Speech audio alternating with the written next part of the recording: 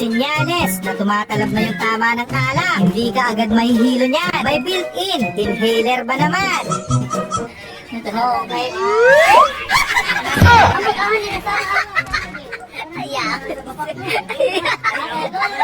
Ano ka nasisira, ulo?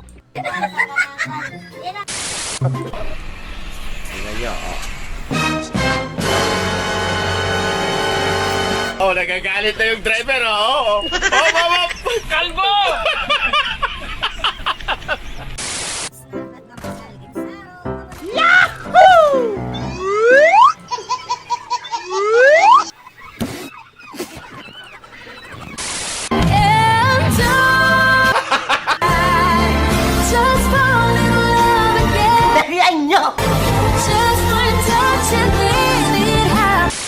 Lintalang palang katapat ni ate. Muntik pang maunang tumakbo yung kaluluwa niya sa katawan sa takot.